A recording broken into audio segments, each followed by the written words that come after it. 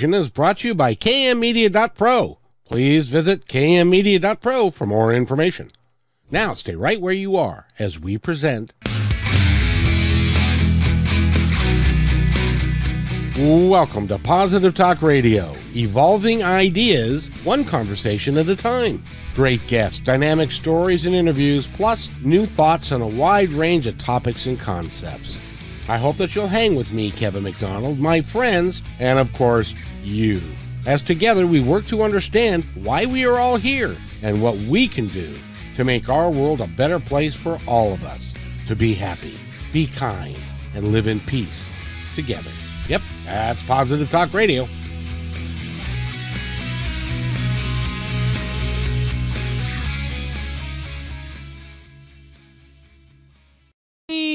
Almost certainly one of my most favorite guests of all time is with us today, and we're going to have a really interesting discussion about a bunch of stuff that he's doing, because he doesn't sit around doing nothing. He's always busy doing something. G. Scott Graham is our guest, and he is an author. He is a coach. He is a pilot. I'm a pilot now. That's because you just found that out. I just found that out. That's right. He's a podcaster. He does a myriad of stuff because, number one, he likes to be busy. Number two, he likes to help people. And so I think it's really cool. So Scott, how you doing? I'm doing really good. You know, lots of things are going on in the world these days that can make things shaky for people, but I choose not to go down those paths, even though, you know, it's disheartening sometimes. I don't go there. You don't have to go there. At this point, there's no point in going there because it's just going to bring you down. Right. And that's true all the time. No matter, there's always going to be something. That's absolutely true. Absolutely true. Tell us about your drone adventures. Oh, that's my latest. Look at this. I'm so psyched. Can you see what that says? Look, he put a little red stamp on it that said, do not get rid of this report. Do not destroy this report. This is my exam results. I took my exam today. I was a little disappointed because I got a 90% on the exam. And I talked to folks about this the other day, and they said, well, I said, I want to you have to get 70 to pass. That's 70 to pass. And I said, I'm going to be really upset if I get higher than a 72. And they were like, what? I'm like, yeah, because you get the license whether you got a 72, a 99, a perfect score. And so if I got a 72, then that means that, you know, I studied the right amount. This means I studied too much. I could have been working on another book. I could have been working on the podcast. I've got a lot. I could have been clipping the donkey hooves. I got a lot of things I could be doing rather than getting this 90, which is going to turn out to be, you know, the same as a 72. Now educate me here, because I know nothing about any tests or any program that you have to follow to be able to fly a drone. What's that all about? I thought you just went to the store and you bought this thing and you learned how to fly it, and then that was that. Well, that's what I thought too. But, you know, I have my fingers in all kinds of different pots. And one of the things I discovered is that if you if you get a drone and you use it for anything other than recreational use. And then we're not talking about an exchange of money here.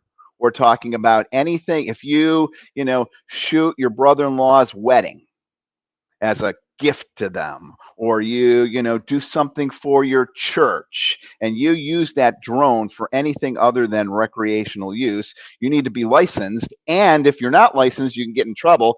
And if you're doing that drone work for anything other than recreational use, you are required to follow the letter of the law around airspace and flight heights and all of these other pieces. It's interesting because my mother, we recently sold her house, and they had a guy with a drone who took pictures of the outside of the house and was flying around the neighborhood and all that kind of stuff. So he must have had to have a license too. He should have had a license. Lots of people don't, because it still hasn't become this like hugely there's not a lot of police out there looking to track down the drone users, but as more and more people are out there flying drones, that is the you're going to see that more and more. And you can fly the drone anywhere. Like I can fly over my neighbor's property because I was really surprised to find this out. You own your property. You do not own the airspace above your property. So it doesn't go horizontally to the sky. The property is just what's on the ground. Just what's on the ground. But the airspace above your property is regulated by the federal government. There's Class A, Class B, Class C, Class D, Class G airspace. And you have to know what airspace you're flying in, as well as, war zones or, military zones where they're practicing, parachutes, gliders, balloons, all these things that you need to know.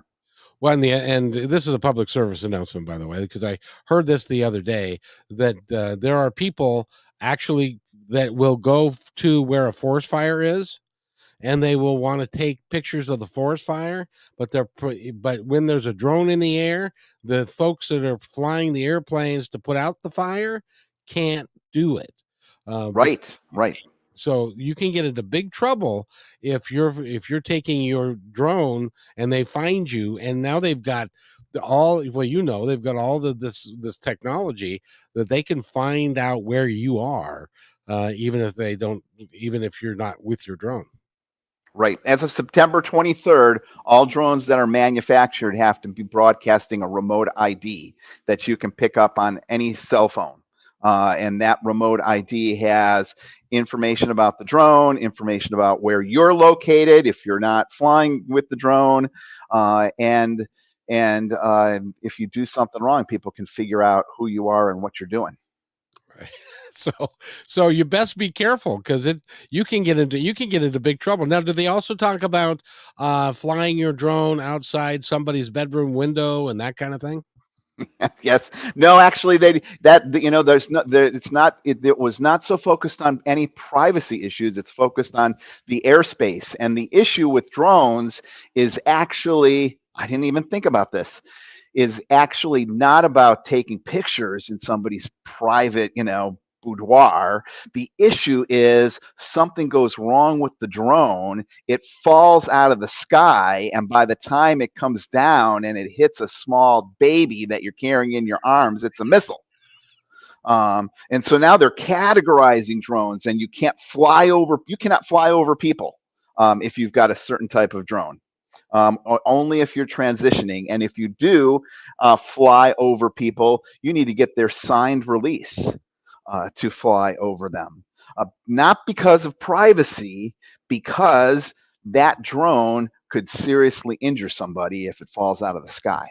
And if it does, you could, and if it really hurts somebody or kills them, you could get charged with manslaughter, I would imagine. Yes, yeah. So lacerations, you have to have propeller guards. I didn't know this. Now I have propeller guards. I didn't even think about that till I started getting ready for this piece. And that, the bigger drones are rated by force. And there's 11 pounds of kinetic force, 25 pounds of kinetic force. That's a lot of force to get hit with, and higher.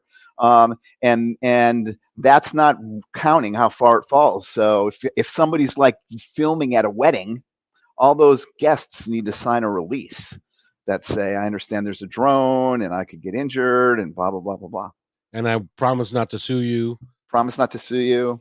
Which you and I both know that means that doesn't hold the water it's printed on, or whatever it is. Because in this country, you can sue anybody for anything at any time. Yes. It's a great country. America. America. It's I got sued for $50,000 for nothing, and it took 2 years to clean up. And when she presented her case finally in court, and she presented her case, and we stood up and said, will you dismiss this? And they dismissed it with prejudice without us even presenting a case. Mm-hmm. But we could not go back and then go after her for the 2 years that we spent doing this thing. Right. So even though she lost, she won. Right. Right. which Yeah, is because so the weird. pain inflicted on you was great. Yeah, and I didn't get to charge mileage or time that I had to go spend in court or the time to prepare or any of that stuff. So I think it's wise to get a release anyway. So if you're talking, So we're talking about the drone piece, and that's we're talking about the legalities of flying the drone, but there's a bigger piece around this, and that is the importance of stretching yourself. So this summer, I think I've mastered the drone. I passed the test. But if I was taking the ukulele test, which is another skill set I've been working on this summer, I would be failing that test. But you see, it's important to have something, anything, doesn't matter what it is, crocheting, you know, archery, doesn't matter. Some place that you're working on and growing forward.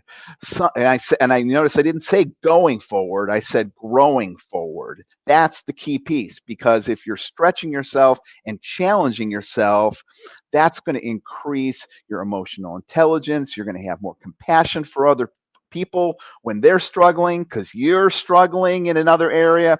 It's really important to do. I Stop was watching television. I was Do something. I was talking to a lady today who is building a business on working with baby boomers who are retiring and that they've got nothing to do. And she stated the statistic that I find hard to believe, that a typical senior who's retired and has got no plan and nothing to do, they spend 48 hours a week watching TV. Right. Right. Yeah. Not good. And that's Not just crazy. good. Yeah. And it also and I think statistically they can now prove that it shortens your lifespan too. Well, what are you doing while you're watching television? You're sitting around eating ring dings and drinking Coke or Or Diet beer Coke or or something. Not or good. yes.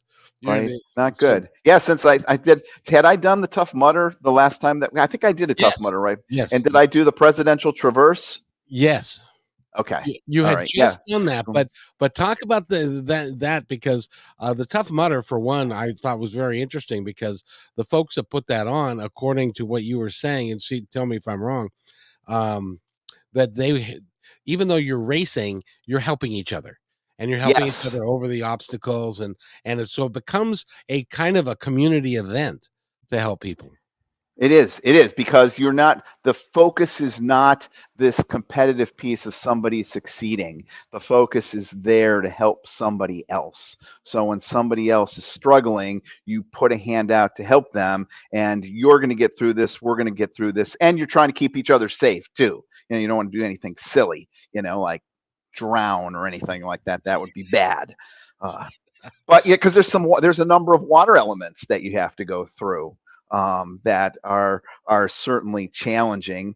That some have been around forever. Like there's one that's called the Arctic enema. What a name! Who came up? How do they come up with these names? They must go to a bar and with a bevnap or something. Like, what can we call this? That would really. And so the Arctic enema is this one where you go down this slide into this giant thing of this year it was green colored goopy water that's filled with ice, and then you have to go underneath this barrier in the ice and up the other side, That sounds which like is such a good time. we think about. So that's a great example. Like, how hard is it to go down a slide? It's easy for to go down the slide, right? You don't have. It's not like you're having to do 4 million push-ups to go down a slide. You get your butt on there and you just slide down, And then how hard it is to like go under and then go underwater for like 2 feet and come up the other side. You hold your breath and there it is. But it's this ice and mental challenge that becomes this breaking point for a lot of folks. I can't do it. And I can't do it. I can't do it. there's green goo that you've got to go into and stuff. Yes. Yeah. Yeah, But that's new this year. I haven't seen the color. There was green stuff and red stuff. I mean, they were just putting goop in the water to make it colored. But you told me that, and I thought it was really interesting that there was one of the contestants was an 80-year-old man, and he had like an entourage around him, He making sure did. that he made it through. He did. He was actually there with his family, and they were running. And he asked. He said, could I do this? And they were like, yeah. And there he was with 2 hiking sticks and people around him to help him get through. And I mean, that's in this time where so many people are so divisive towards each other. It is so refreshing to be around other people who are just there to help and support. It is encouraging, to say the least. Right. We still can go in that direction when we want to. It's a choice. Just like watching television is a choice instead of crocheting or archery or getting your pilot's license. It's a choice. Exactly. Now, I wanted to ask you about your pilot's license. Was there a did you have to fly the drone as part of the test? No, it was all about regulations, weather, airport control, knowing, when you have to get permission to do certain things, how high you can fly the drone. So it's not a skill-based test because different drones have different, so this license allows me to fly a winged aircraft, unmanned aircraft. So any variety of that. And I certainly don't have the skills to fly a winged aircraft. I've only been flying drones with the little 4 propellers on it. So it's really focused on making sure that it's like with driving, the rules of the road, what you do at a stop sign, what it means to pass, what a train thing means and all this other stuff. I just had a thought, and and I'm just going to say it is that we have to get a license to drive a car. We have to get a license to pass a test to fly a drone. But we can pick up an AR-15, and we don't need I nothing. knew you were going to say that. Yeah. No, it's unfortunately true. It's unfortunately true. And you know what? I have to tell you this as a gun owner myself and a person who has taken the NRA, the National Rifle Association offers this incredible gun safety course. Good. You learn all these pieces of like what you're supposed to do with a gun and rules like you only load it if you're going to shoot it. You only point it at the thing that you're trying to shoot. You only put your finger on the trigger if you're going to pull it. And then they just drive it in. You would think the NRA would be like, yes, everybody needs to take a gun safety course from the NRA. Yeah, of course. They can in order to get a gun, because it is a really good course that they put on, and we would have such a shift if people had to take that NRA safety course in order to buy a gun.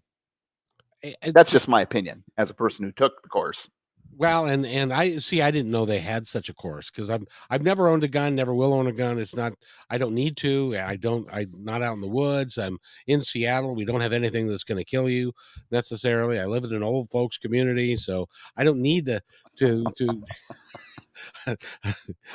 half my neighbors I've never even met because they're in front of their TV for 48 hours watching TV. Yes. And if somebody comes and gets you in the old folks community, the important thing to know is that you do not need to outrun that assailant. You just need to outrun the slowest person in your retirement community. That's the important thing to remember. You'll be set. So don't you be watching TV, Kevin. At least get up there more than the slowest person in your community. So you're not the slowest one. Yeah, oh, good. They got Kevin. I don't have to worry about. I'm safe. Yeah, and I would make somebody a real fine lunch too. But that's a story for another time. But so I'm glad you did that. I'm glad that you are busy doing stuff and with your menagerie that you've got there? And then did you learn to fly your drone in like your backyard, which is kind of huge?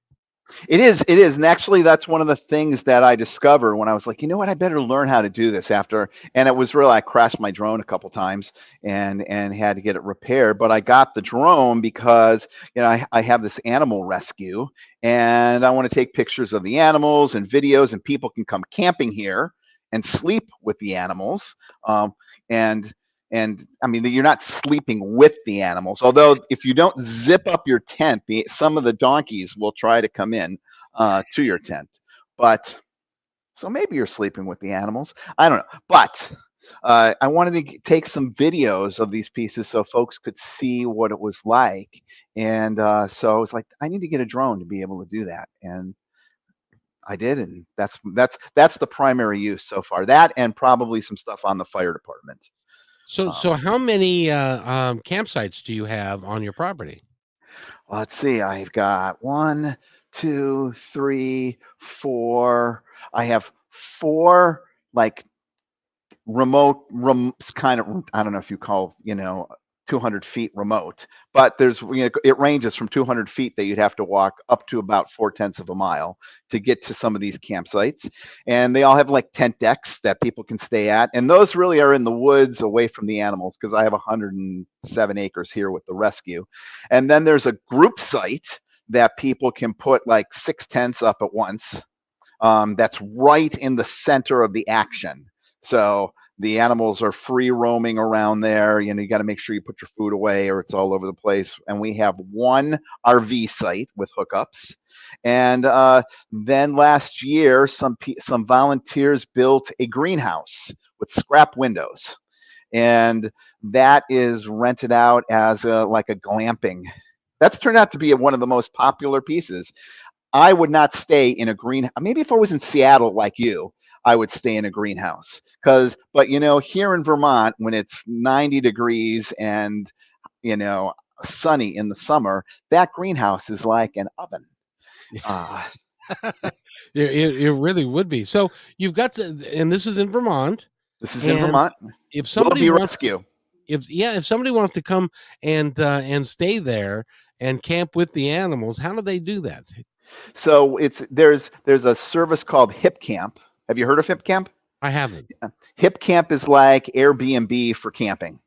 Oh, okay. And so if you're, and this is not just a plug for me, this is a good plug for Hip Camp, because I have stayed in Hip Camps.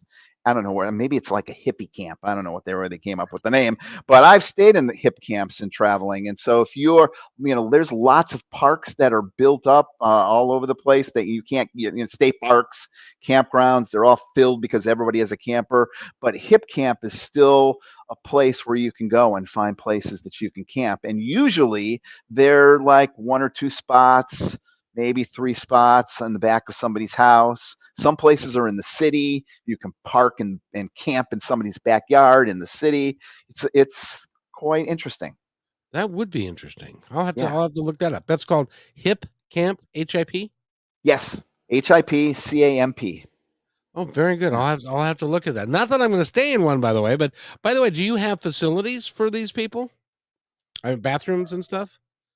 Yes. There's an outhouse for people to go, and what we tell folks is you can, pee anywhere you want to, just make sure you pack out your toilet paper. And if you're using toilet paper after you pee, you don't know what that means because you're a guy, but right. Gals, often need to use toilet paper. Although when I was an Outward Bound instructor, I worked with a gal who never used toilet paper, and I was like amazed. That's a gift, by the way. That's a gift. That's a gift. She was able to make her initials in the snow. That's a talented gift. Leafy. Because I remember, because I was like, look, I can do this. You're out camping with somebody for 21 days straight. They're a staff person, and after you've done that for like 3 months in a row, you're kind of close, with each other. and one of the days we were out winter camping with the group on a 21-day course, and I don't know, we were talking about peeing in the snow, and she's like, I can make my initials in the snow, and I'm like, you can't, right? Because what else are you going to talk about when you're in the middle of the woods in the wintertime? And lo and behold, she was able to. It was amazing. It was amazing. That's a story that needs to go into a book. Yes. That'll be one of my other books. Yeah, the gal that could pee in the snow and make her name. So, Yeah. But so you've got 100 acres. But so when do you have time off? Because do you just let that flow, or do you have to clean it? And I'm busy. I'm busy all the time with lots of things, and so sometimes my life feels like it's plate spinning. So if you think of that metaphor, like if you ever see a plate spinner, they're like going over here, and just as they get like they're fine with maybe 2, then they put in 3, and then they got 5, and then they got 10, and then you see them running over to one side, and then they're running over to the other side, because then the first plate they got starts to get a little wobbly, right? And so that it feels like plate spinning at sometimes. But I'm committed to. Somebody said, why do you do all this? And part of it is that it's energizing for me, because I don't want to be in a retirement home just watching TV. I've got a lot of I have a lot of interests, and I'm good at a lot of different things, fortunately or unfortunately. And this rescue was a piece that I started with my spouse, and this is carrying on his vision, and I'm committed to making sure that that vision gets carried on, because that's a way to keep him alive. That's very important. Yeah. That's very important. And it's also very important for you to keep his memory alive in everyday life for you too. Right. And I've grown to really love the animals. They know me. They're very, gregarious. I was in a meeting on Tuesday morning at 7:30 in the morning. I was in a Zoom meeting, and we're in Vermont, so it's rural. So, I don't. My front door was open. It's not locked. It's not. That's just the way it is. And so I was on the phone, and the dog started barking, and I'm like, I'm trying to have a Zoom meeting here. And I said, hold on. And I went up, and in the kitchen was one of the pigs that just, Wilbur opened the door with, it was like open this big. He put his snout in there, opened the door. And then one of the chickens was like, where are you going? I'm coming too. And so, but there was a pig and a chicken. I felt like, do you ever see Green Acres? Yes. That's what it feels like sometimes. I'm like, get out of here. So you got pigs, you got chickens, you got donkeys. What else you got? We have one rescue peacock. We've had more than, but we currently have one. There's 3 pot-bellied pigs. I'm looking for a home for one of them, because I try to keep them in pairs, because the animals, interestingly enough, a lot of times, this is going to generate hate mail from folks. That's okay. Send it all to Kevin. I'm there for you. A lot of times when people start these like rescues, it's like a really fancy way to say hoarder. And so I am definitely not that way. I don't want a million animals running through here. And so I actively try to rehome animals, but I keep a couple around. So we've got 2 donkeys. I want to keep 2 of the pigs.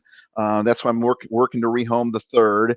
There's 3 alpacas, 2 sheep, and these animals really serve as the camp counselors, for lack of a better word. You may think that sounds really goofy. I hear you, but if you get a donkey that's been abused or locked in and has never really been around other donkeys, that donkey does not know what it means to be a donkey. No. And how to be donkey-ish. And whatever donkeys do, if they pray to the great donkey in the sky and all this other stuff, I don't know but the donkeys know what to do, and the donkeys tell the other donkey, don't do that. Get over here and do it this way. And so they actually help to reorient work through, I hate to say this, work through trauma that maybe an animal has gotten, it's skittish around, and you can see the change as they're hanging out with the herd. It's like group therapy. And then they're ready to go off to home. So now, how much does it cost you to feed all these animals, or do they live off the land?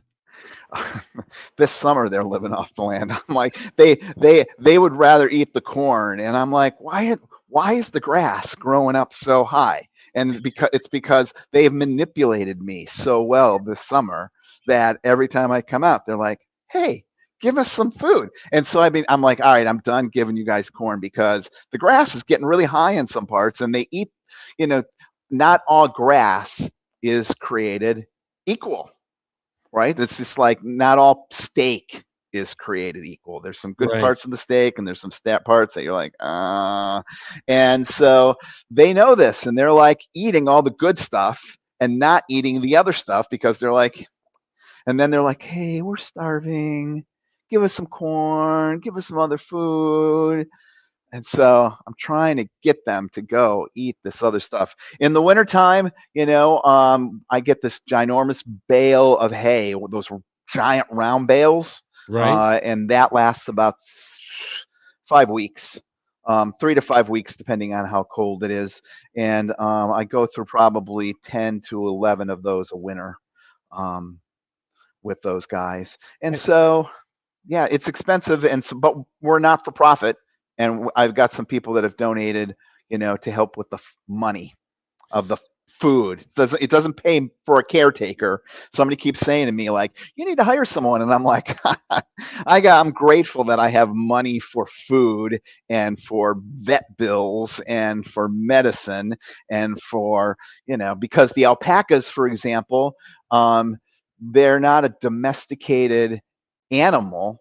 Or I should say they're only recently domesticated. So they've come over, and there's a disease that's carried by deer in the United States, and snails eat the parasite, and then the alpacas eat the parasite. And because the alpacas are only recently domesticated and they're from, South America, they get sick. And so every month in the summertime, some people do it year round, but you don't have to worry about it in the wintertime because it's the winter. In the summer months, they have to get an injection of Ivomec. Oh man. Yeah. Is that expensive? No, not too expensive. I mean, everybody was taking it for COVID. So, I thought about, opening up a COVID inoculation site at one point when all this nonsense was going on about Ivomec, because I got some huge bottles of Ivomec for the alpacas. The alpacas have not had COVID, probably because of the Ivomec. Of course. Of that, I'm absolutely sure. But yeah. So that's true. By the way, before we go any further, if you are listening to this podcast now or in the future, because this is going to go up forever, because he is just that kind of a good guest, and we have a lot of fun talking. If you would like to donate to the rescue, you can do that by how? Google donate Willoughby Rescue Vermont. Google that, and you'll see that we've got a PayPal. We're not for profit, and so you can actually sell stuff on eBay and donate the proceeds to Willoughby Rescue. You just have to type in Willoughby Animal Rescue on eBay and do that. You can buy stuff at Amazon, and Amazon will, hey, you're in Seattle, the home of Amazon. Yeah. Amazon will donate a very tiny amount. It's like super tiny to the rescue for every $1 you spend. I think it's like for every $10 you spend, they will donate a penny or something like that. It's real. But you know what? A lot of people buy a lot of stuff from Amazon. that will go up really high. I'll tell you, I have a Amazon procurement center at the bottom of the hill where I live. Mm-hmm. It's like 5 to 8 minutes away. That thing is like 3 football fields long and 2 wide. Yeah. And I order all my groceries and everything through there, and they have free delivery, and it's always here on time mostly, and always the ice cream is always still frozen and stuff. So Wow. that way I don't have to go to the grocery store with the rest of the riffraff and have to worry about, about wearing my mask and all that other stuff. So Right. I'm We don't have that yet here in Vermont. what, But masks or riffraff? no, we have riffraff. We do have riffraff, but we don't have Amazon delivery here. So Oh, well, it's coming. Trust me. It will be coming. I wanted to ask you too, since I live in Seattle and we've got all kinds of homeless people here. Do you ever get invaded with homeless people that kind of homestead on your property? I've had a couple of, I've looked for some homesteaders actually trying to develop the property, and it's actually turned out to be a very disappointing process because what I've said to folks was, you want a homestead? I've got 107 have 7 acres. This is the problem with homesteading, is that somebody has the heart to do that, but they don't know if this is really the path for them, right? It's like someone says, my parents say I should be a dentist. And then, they go to dental school and they're in there for 2 years and they pass out when they're doing dental work. And they're like, God, I wish I had known that, right? It's the same thing with homesteading. But for most folks, it's really difficult to really just try it out. You have to have a chunk of money to buy a chunk of land, and then you're in. And then if it doesn't work out, you're stuck with the land. What do you do? Is it, how does that go? So I thought, you know what, this is the opportunity.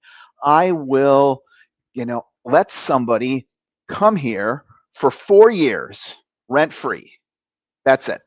You can come Wow. here for 4 years rent free.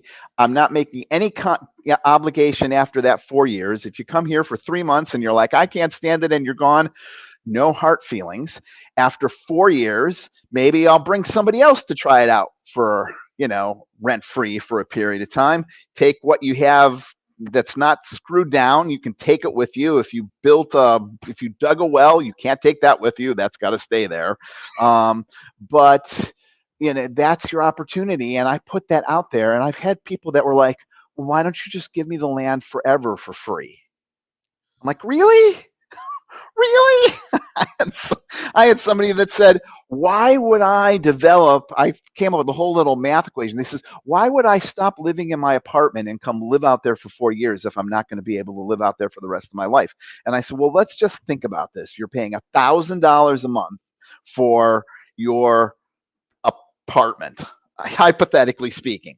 That's $12,000 a year, right? So that is $48,000 over 4 years. If you spent $10,000 building stuff that you said, okay, I'm not even going to take it with you, it's just keep it all, you're walking away with $38,000 and 4 years experience in your property that you can then say, I'm going to go do this, or I'm not going to do this. I'm going to take that $38,000. I'm going to buy a house in suburbia because this isn't the life for me. I don't know. It seems like good math to me. I wish someone had done that for me when I was younger, but I can't find any takers. Isn't that interesting? Yeah. That's because there's a segment of the population that would like to be off the grid, as they say, Yeah. and because they either don't like people well enough, or they just want to be in the woods. And it seems to me that they could take an acre or two and Absolutely. and Figure it out. yeah, and then I wanted to ask you too. You have this great big group in the middle where you can have a group of folks come and stay. Yep. Are you able to sleep at night, or are they loud and obnoxious? Nope. People are usually really respectful and, quiet. And if they're not, I go out and say, knock it off. So, because the animals need to sleep, right? So Yeah. people are aware of that. So when people come, I make sure that people know that, and most people that are coming here out in the boonies aren't coming here to party or carry on and do whatever. You see that in like regular campgrounds, Yeah, right? you Like do.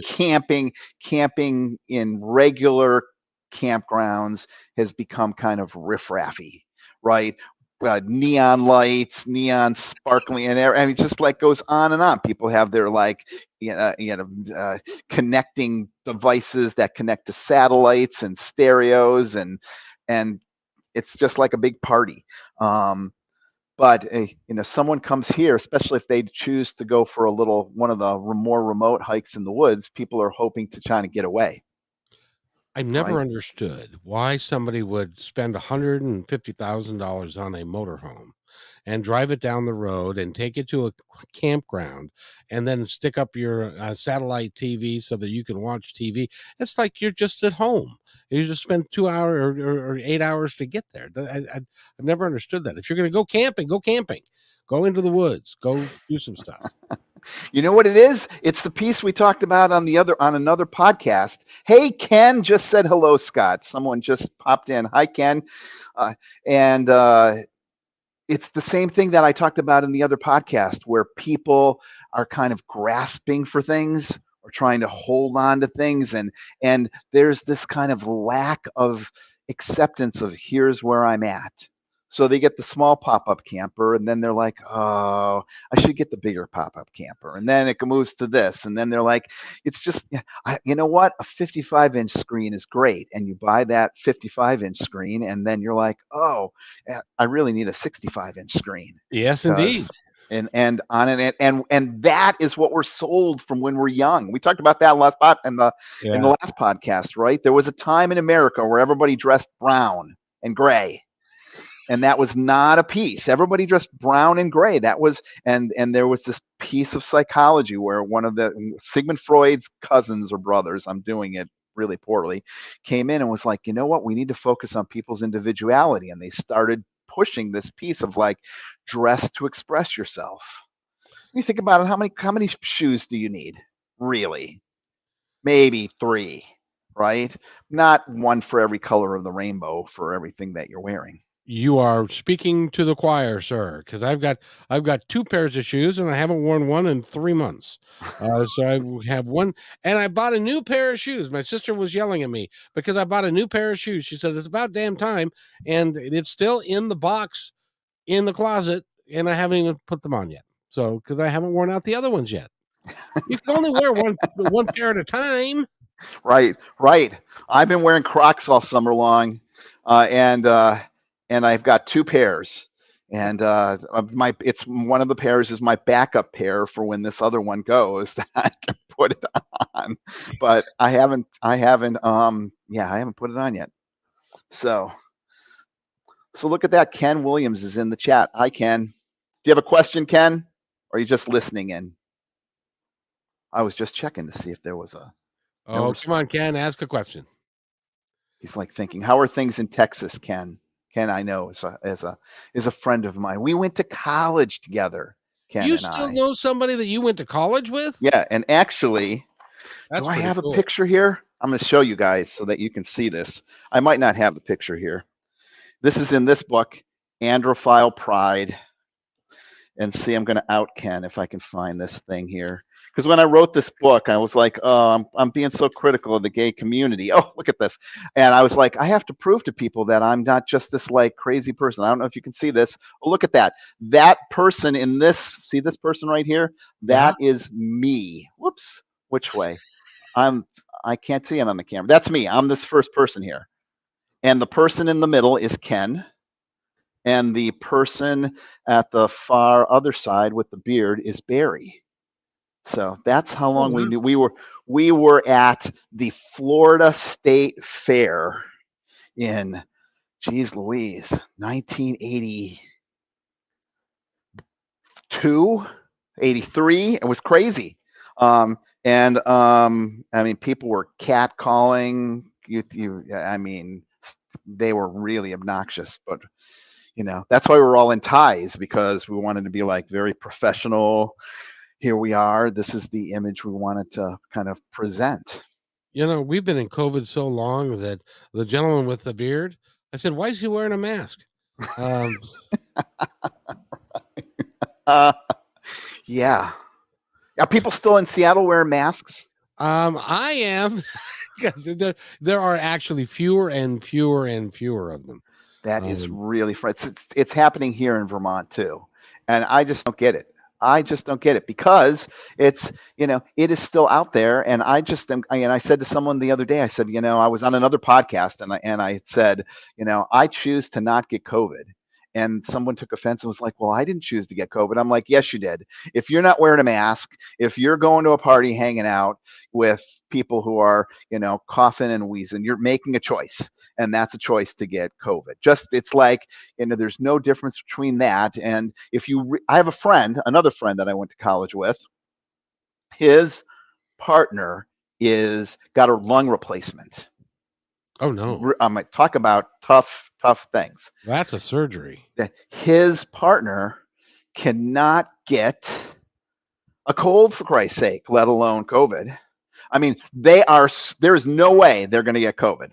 No way on this planet. They're masked up. They're so diligent, right? It's like it's the same thing that happens to a parent has a kid who has a peanut allergy. Those parents with those kids that have a peanut allergy are like, right? I mean, they're like, what's in that? What's in that salad, right? Yeah. What's in that soda? They're reading the labels. They're doing this because they know if that kid gets a peanut, that kid is going to have a reaction. It's not just going to be a little reaction. They're going to have trouble breathing. And so they even have an EpiPen. Yes. That they carry with them that they paid $7 million for, because that's how much the company who manufactures them wants to make. But they have that EpiPen for that kid just in case, right? If you can be that focused around a peanut, you can be this diligent around. You're just sloppy if you get COVID.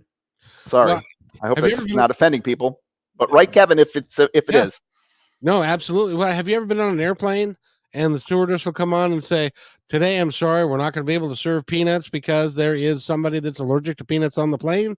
Right. And so they won't serve anybody a peanut. Right. So which, yeah. But when you're talking about a life and you're talking about something that's that way, I mean, I'm 64, about to be 65. And I'm not always in the best health. You must be, because of course you did the Tough Mudder and all that kind of good stuff. But I don't want to get that. I don't want to get COVID. I'm going to do everything in my power to not get that. And I had to laugh because my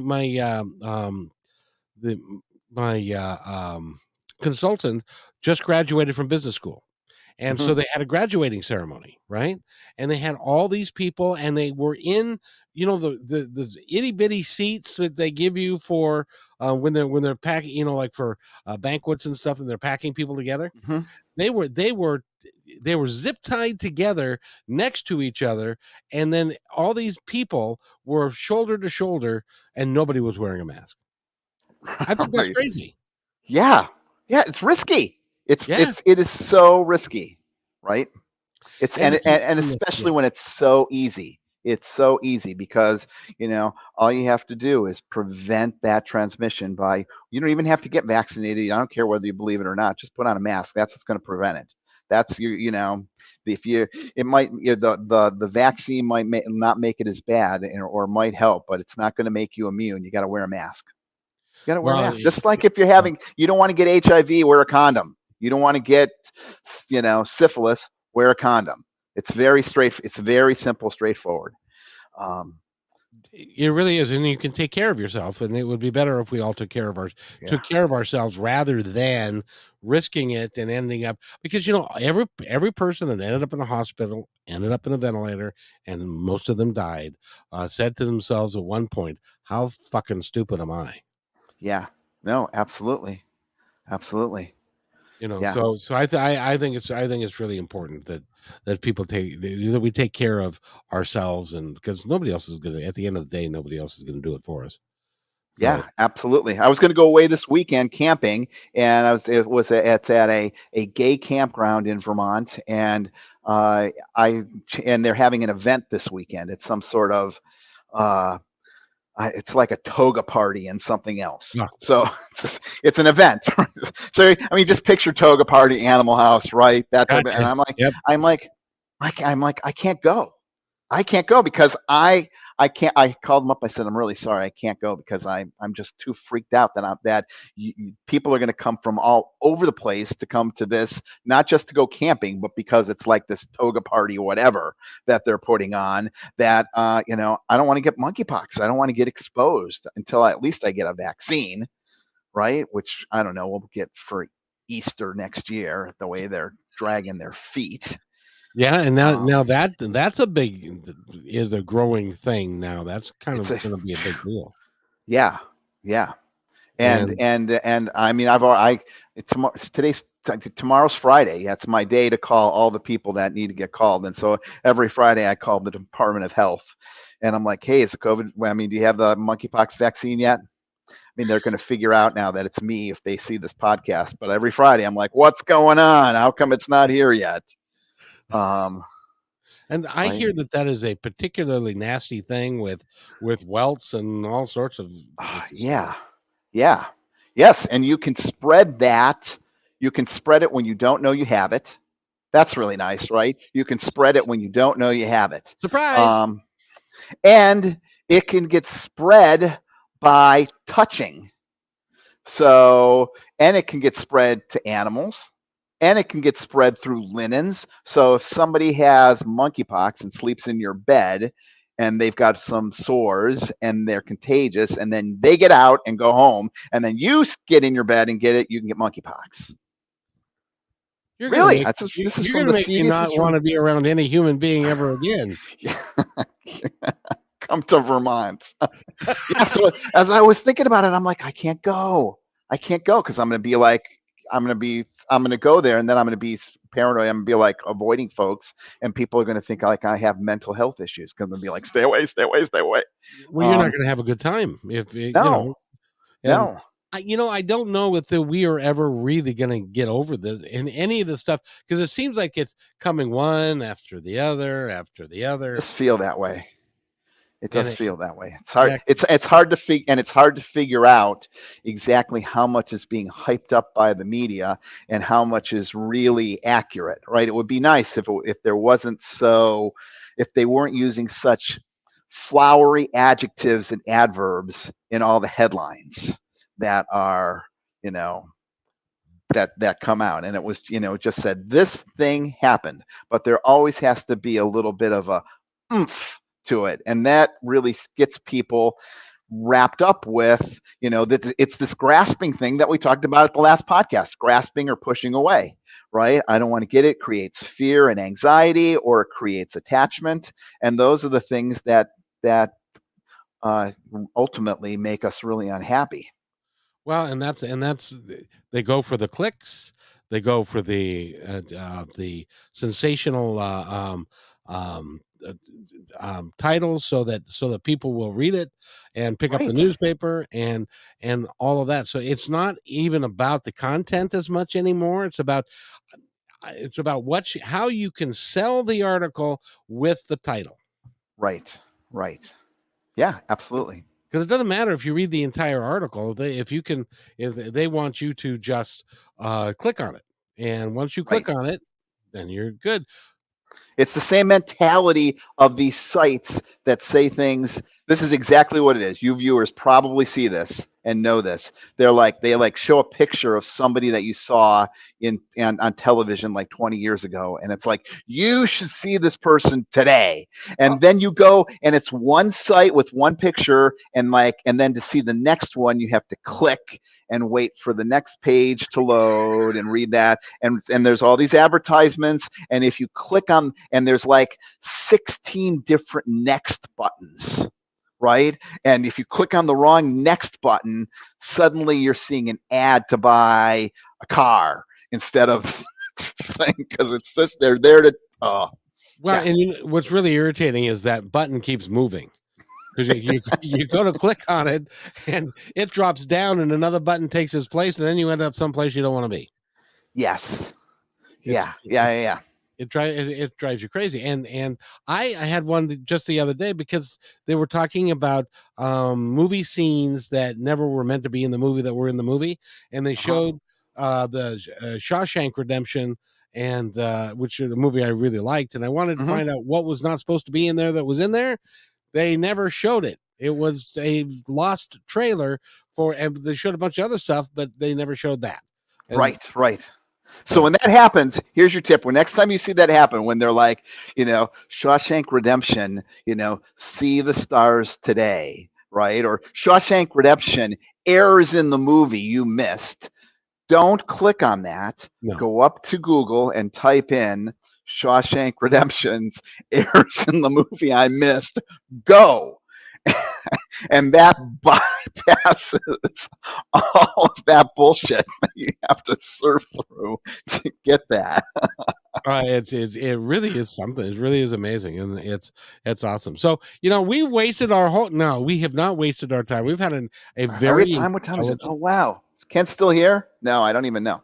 He just said hello, Scott. We've got a couple people listening still, but it's awesome having. We didn't even get a chance to talk about the books. Can I bother you to come back again? I would love to come back again. We can talk about motivational interviewing. We can talk about counseling. We can talk about, setting goals. We can talk about the bucket list. I'm almost done with my next book. We can talk about that book when I come back. So that's. When do you have time to write when you're busy with the 106 acres and learning how to fly? And it's hard. I'm plate spinning. Yes, you are. But you're going to stay young for a very long time. I hope so. Yes, indeed. So everything on the way out. I'll tell you what. I do this all the time, and I want to do it again with you. I'm going to step aside, and you tell our audience anything that you'd like, anything that's on your mind, anything at all, anything that you'd like them to know now or in the future. I would say the biggest thing for you to make sure that you know is that fear is not your friend, and at the same time, hope is not your friend, because both of those things are pulling you in directions you don't want to go. Really, acceptance is your friend, and generate more of that in your life. Work to have more acceptance. There we go. I think that's pretty awesome. Then next time, I've got something that I want to share next time as well. Oh, it's a little thing that I'm calling authentic grit, and you, my friend, have it. Oh, I can't wait to hear. I'm gonna remember that. I'm gonna write down. We can talk about that. Absolutely, because authentic grit is somebody that is living their lives to the fullest and taking every day and doing the best you can with it and becoming an excellent person at just who you are. Oh, you got to come on my podcast and talk about that. And you can say this, I called Following Your True Azimuth authentic grit. And this is my example of authentic grit. You'd be perfect. I would love to. You pick it and I'll be there. All right. Excellent, my friend. We've been talking with with Scott.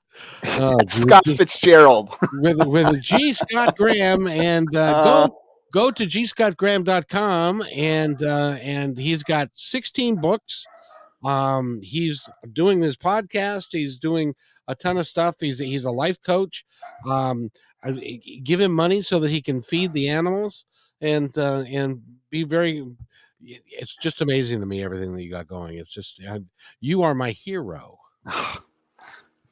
Thank you. I feel like see, that's not good. That's not good, because really that's just giving me something to grasp onto. So careful. We can talk about that. Losing my equanimity. I don't even know what that means. So we'll talk about that next time, and you can educate. All right. Yes. Thanks, buddy. Thank you very much. I could talk for another hour, but I know you've got another plate that's about ready to stop spinning, and you got to go. I got to get that plate. Go get another. So again, G. Scott Graham. Go to gscottgraham.com and find out all about him. He's worth every moment that you're going to do it. If you'll hang right there, I will be right back. Hey, thanks for enjoying this episode all the way to the end. Please give us a like and subscribe to this channel. This has been a production of PositiveTalkRadio.net. Please visit our website, oddly named PositiveTalkRadio.net, for more details about us and our mission, which is to provide great positive programming designed to inspire us all. I'm Kevin McDonald, and I'm proud of these shows, and I truly hope that you'll like them and share them with friends and family. So on behalf of our entire team, remember, be kind to one another because